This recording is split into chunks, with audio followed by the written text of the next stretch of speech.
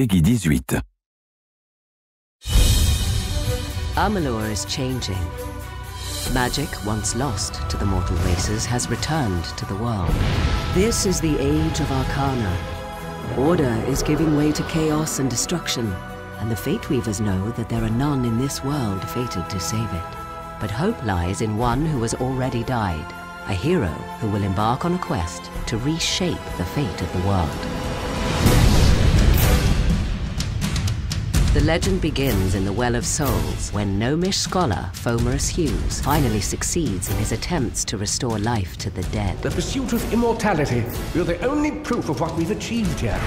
The hero's search for answers leads to the Fate Weaver Agarth, who sets the hero on a treacherous journey to discover the truth. Fate's weave is always hard to see, but your path is yours to determine. Along the path to find truth and meaning, the hero will encounter a number of factions that want to enlist the aid of the Fateless One. The hero may find it advantageous to join one or more of these factions, for they each possess unique knowledge that will help him on his journey. On the surface, the Travelers are a free-roaming society of entertainers and nomads living a carefree existence on the open road. Ain't no worries in Star Camp. Travelers are the way life should be for a bloke in these lands. However, they are from a lineage of the finest thieves that ever walked Amalur, and becoming one of the Travelers allows the hero to buy and sell stolen goods, as well as delve into the fine arts of stealth, crime, and subterfuge. I can part with the daggers for half of what I was asking. I'd rather not get on the bad side of the Travelers.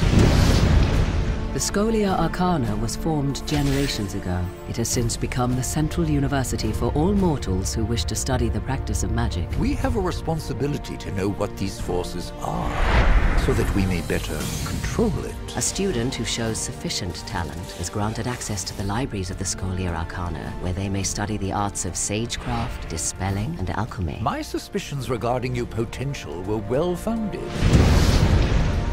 The once proud and noble warriors of the Warsworn are now known as the finest and fiercest hired swords in the Phalanx. A mercenary sells a sword without honor. The Warsworn sell honor armed for battle. The name of the Warsworn strikes fear into the hearts of enemies throughout the land. Once proven in battle, a Warsworn pledge has access to skills, weapons, and training that cannot be found elsewhere. I've trained, I've dreamed. I will join the Order. Amalur is host to more than just mortal man and their factions. The world is riddled with other races with numerous alliances, from the studious gnomes to the immortal Fae. Long ago, the Fae split into two courts, each with many houses. In the Summer Court, the House of Ballads is the keeper of songs and lore. The house ensures those defining tales are never forgotten. In these dark times, a hero is needed to relive the tales of old and continue the song. Meanwhile, in the Winter Court's House of Sorrows, few follow the old ways, and for the first time in living memory, the House of Sorrows will welcome an outsider into their ranks. It is not a simple task I ask of you. We need someone who understands that. But even the immortal Fae are helpless against the forces that are rising in Amalur. A twisted new sect from within the Winter Court, the Tuatha. The Tuatha grow in power, driven by their strange new god toward the destruction of all mortal life. They are warriors, priests, and zealots who worship the god under the mountain and obey only Gadflow, their malevolent leader.